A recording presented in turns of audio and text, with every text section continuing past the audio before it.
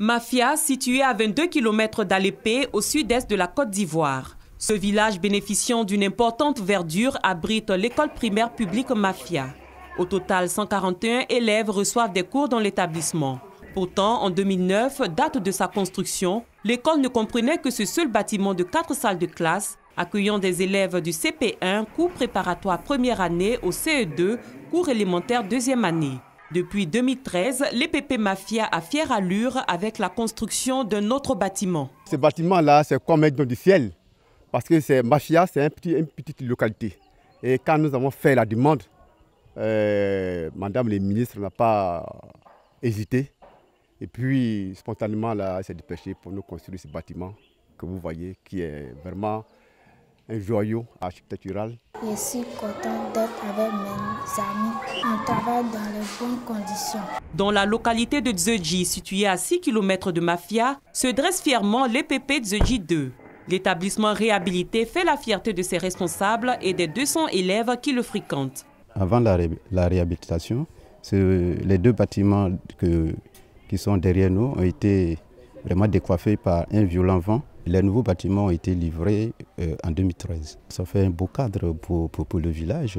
Ce sentiment de satisfaction est également partagé dans la capitale économique ivoirienne. Dans la commune d'Abobo, le groupe scolaire Guinéré, du nom de l'ancien administrateur colonial et chef de cabinet du président Félix Houphouët-Boigny de 1960 à 1993, a été créé en 1985.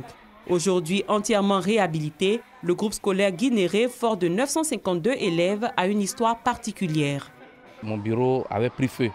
Tout était brûlé avec cette classe de CE1 qui est là. Il n'y avait rien, même les tables, bancs, tout ça là, mon bureau. Tout ce qui est archives d'école a disparu. Vraiment, on travaille dans des conditions très pénibles. On est passé par tous les moyens. À la rentrée scolaire 2013-2014, on a fait appel à la RTI qui est venue filmer quand les responsables ont vu la réhabilitation commencer une semaine après. 115 millions de francs CFA, c'est le coût des travaux de réfection du groupe scolaire Guinéré. Les travaux de construction, de réhabilitation et d'équipement des établissements du primaire et du secondaire entrepris depuis 2011 sont le fruit des efforts conjugués de l'État de Côte d'Ivoire à travers le programme présidentiel d'urgence, le ministère de l'Éducation nationale et de l'enseignement technique et de certains partenaires au développement. 92 milliards de francs CFA ont été décaissés pour l'amélioration des infrastructures. Les travaux de réhabilitation concernent 34 000 salles de classe, 99 lycées mixtes et collèges, 8 lycées de jeunes filles avec internat dont le lycée des jeunes filles de Boaké pour un coût global de 24 milliards de francs CFA. Nous avons pu, depuis 2011, réhabiliter près de 4 000 salles de classe, 8 collèges, 22 lycées, 3 CAFOP, 12 salles de professeurs. Les travaux de construction sont évalués à 68 milliards de francs CFA.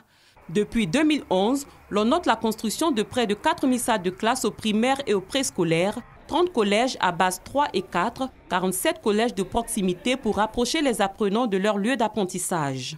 12 milliards de francs CFA ont été alloués à l'acquisition de véhicules et de plus de 200 000 tables-bancs. S'agissant de tables-bancs, les besoins sont légion dans les différents établissements. Le groupe scolaire d'Anono, la plus vieille inspection de l'enseignement primaire de la commune de Cocody depuis 1947, attend 1500 tables-bancs. L'école fraîchement rénovée reçoit chaque jour 3000 apprenants. Nous avons reçu au moins 1500 bancs, mais l'inspecteur est en train de faire mains et pieds pour apporter encore d'autres bancs. Le taux de scolarisation est en perpétuelle augmentation et ce qui fait que nous sommes obligés de revoir nos prévisions afin de pouvoir équiper ces établissements-là. Nous pouvons vous rassurer. Nous pouvons vous rassurer que tous les établissements qui ont des problèmes de table-banc, tout cela nous est parvenu et le ministère, avec Madame le ministre de l'Éducation nationale en tête, est en train de trouver des solutions. Les travaux de construction, de réhabilitation et d'équipement des établissements du primaire et du secondaire ont un impact positif sur le système éducatif. Il faut jouer sur 3 leviers pour améliorer le système éducatif. L'amélioration de l'accès, les conditions d'apprentissage et d'enseignement et le pilotage du système. Quand vous réhabilitez, quand vous construisez, vous augmentez l'offre éducative. Le taux brut de scolarisation est passé à 94,7%.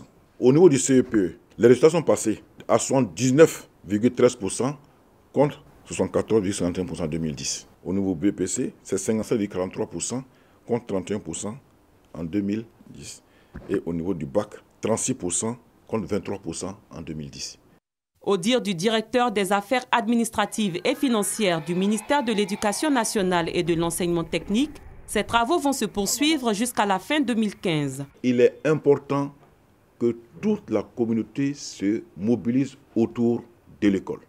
Les enseignants, les chefs d'établissement, les COGES, les communautés, les mutuelles de développement des villages, les coopératives, même des particuliers, doivent se mobiliser autour de l'école pour non seulement construire d'autres écoles, mais pour entretenir l'existant. Selon M. Kafouba Touré, le perfectionnement du système éducatif constitue l'une des priorités du président de la République dans sa quête de l'émergence pour la Côte d'Ivoire à l'horizon 2020.